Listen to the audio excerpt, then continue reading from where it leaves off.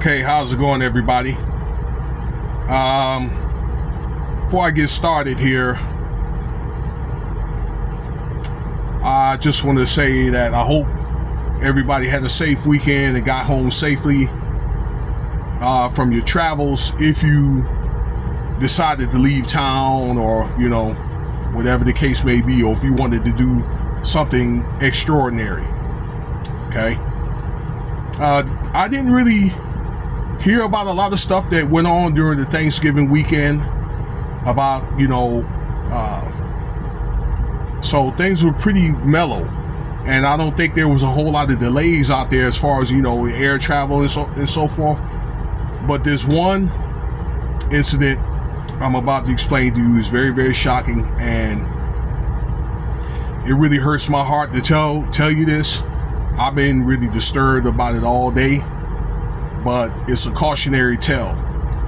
But in the end of the day, I think the man meant well. Okay? So it's a 71-year-old grandfather named Llewellyn McQueen. Okay? Now this happened out there in suburban Miami in an area called, let's see here, Lauderdale Lakes, Florida. Okay? Yeah, right in suburban Miami on Thanksgiving Day.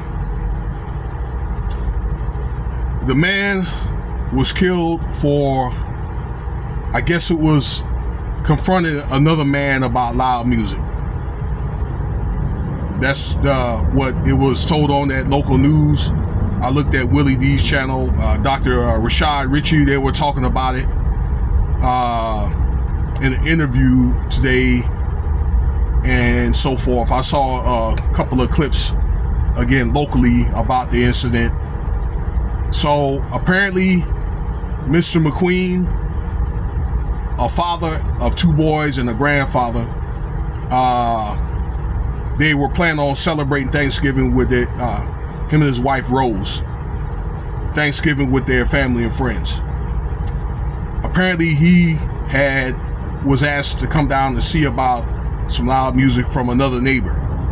So according to reports, Mr. McQueen came down there, confronted him about the music. An altercation ensued, and the assailant shot this man in the head. And when his wife had heard a gunshot, and she ran out there and found the man, laying in a pool of blood. Okay? Now, again, according to the police reports and the news reports, that the shooter claimed that it was self-defense. Okay? And he's going to challenge that faction with the stand your ground law in the state of Florida. Okay, and he might have a case because he must have felt threatened. I don't know if the guy, had maybe made a threat to him. This is Mr. McQueen, that is, or maybe, sometimes I know some of them old folks or whatever, they might kind of pull up their shirt or whatever, and got that little old school 38 or whatever in the kind of like in their pocket and whatever. I'm not saying that's what the man did, but obviously the shooter probably felt threatened in a way. Okay. The pastor, that's his pastor, that is, Mr. McQueen, that came, I guess they had a small gathering in that area, the apartment complex area where he lived in, and he was all like, how can this happen, such a tragic thing? And it is, it's a very, very tragic thing. I think it probably sent shockwaves, not just in the community, but nationwide. You know what I'm saying? I mean, I'm really, really bothered by this. Other people felt that, yeah, he was a good man, stand-up man and all that. Okay? But I would like to say one thing. I think that, you know how it is like back in the day, right? Okay, or back in my day. I'm 53. Like you have that old guy like in the neighborhood or whatever that would probably say, hey, you know, if you and your friends are out too late, some of you guys are close to my age can relate to this. You know, if you're out too late, right, and then the old guy would be like, or that older lady would say, you better come back inside or whatever, or I'm gonna go tell your mama or whatever, okay? And she's probably like the neighborhood, I don't know, or he's probably like the neighborhood watchdog, whatever, okay? Well, you don't have a lot of that anymore these days, okay? Everybody's kind of keeping themselves.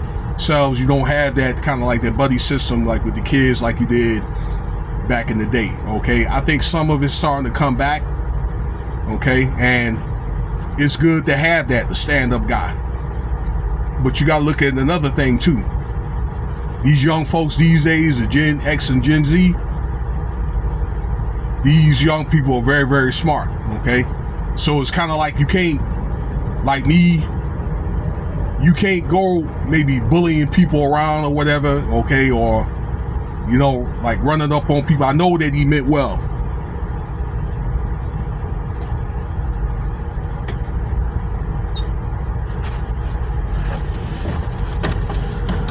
Hold up, y'all.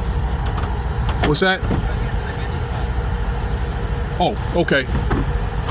Sorry about that, y'all. My apologies there.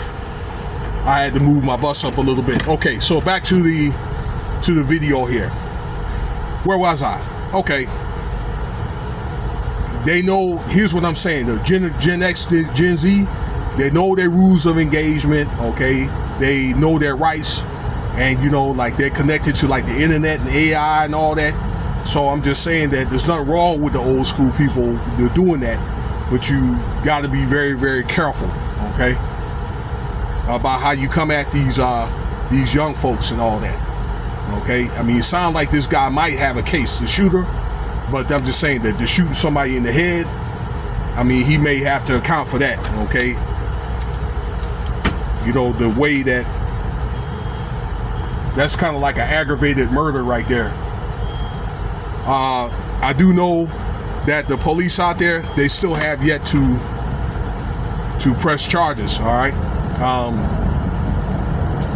But that's what I wanted to say. Now, me, in closing, I wouldn't expect anybody to shoot me because I'm like, you know, I may go to my neighbor and say, hey man, you know, your music is too loud or whatever. Yeah, you don't think, you know, you probably could turn that down a little bit or whatever, just a tad bit, not much, just a tad bit. Okay, I wouldn't expect to, but you know, you really have to be tactful, consider being tactful about the way that you do it. I had an incident like that about 2 years ago,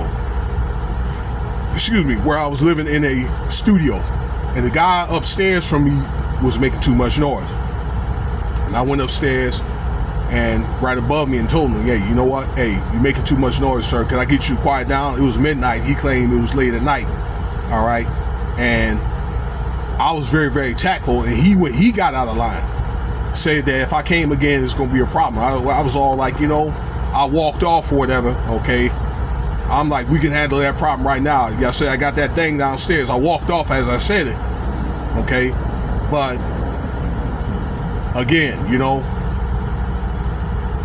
I'll say like this, it's good, but don't put yourself in that situation, you know, where it could be like a potentially dangerous one. You know what I'm saying? It's cool to stand your ground, but I think if somebody's going to be disrespectful to you, okay, if you in a situation like that, I would suggest in an apartment complex where everybody's in close quarters, they live so close together, if you know, you confront them tactfully, and if they blow you off or tell you to F off or whatever, okay, then just call security. Pretty much almost every apartment complex have a security, okay? Take it, walk off, and quietly call security or whatever to take care of the matter, okay? They're not going to know who did it, okay, as long as you don't call them in their presence, okay? Just indiscreetly handle that. I think that if you want to have a party, ladies and gentlemen, it would probably be customary to let your neighbors know around you. Be like, hey, you know, we're gonna have a party. There may be a few guests or whatever.